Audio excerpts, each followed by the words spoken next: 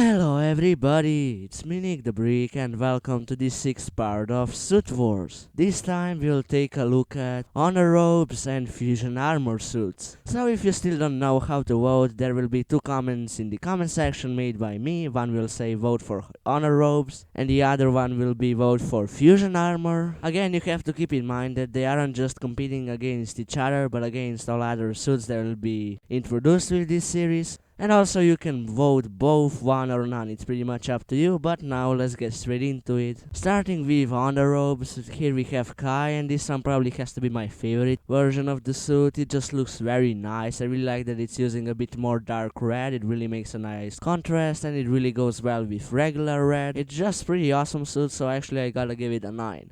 Here we have Jay, and this one is pretty bad, I would say. It's just not that great, to be honest. There's just something bothering me about it, but I can't really tell what, but it just isn't that great of a figure in general, I would say. So I'll probably end up giving it 6.5 out of 10. Here we have Cole, and this is probably a lot of people's favorites, but to me it's just not really that great. I mean, it's still pretty awesome, but I think Kai and Zayn are definitely better. And now I finally like that Cole has a bit of gray. I think it actually fits there, so that's pretty cool. And yeah, it's just pretty nice figure overall, and yeah, I'll probably give it an 8.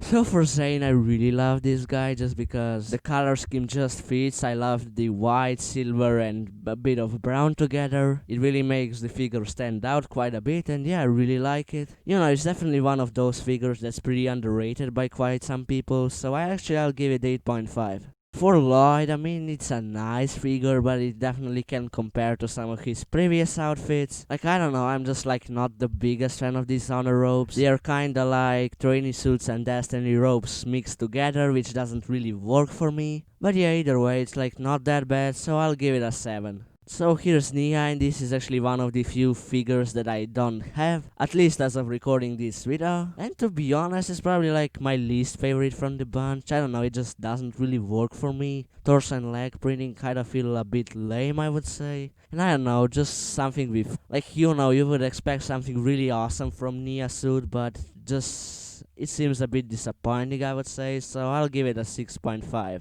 Here we have fusion armor suits, and those are just my favorite armors in the series. I just incredibly like them, but here we have Kai, and he definitely looks very great. Torso and legs are just extremely detailed, which can be said for all of the fusion armor suits. And again, it has a bit more dark red, which I definitely love, and yeah, and also the return of black shoulder armor also isn't too bad, so actually I'm gonna give it a 9. So to me, Jay definitely has the weakest suit. I don't know, I'm just like really not the biggest fan of Jay outfits in general. I mean, don't get me wrong, there are some incredible ones like Energy, DX and so on, but I don't know, that just doesn't really look like the best figure out there, but it's still definitely not bad. I really like that it has a bit more of dark blue. I feel like that works quite well, and I don't know, I'm just like really not too sold on the torso printing, so I'm gonna give it a 7.5.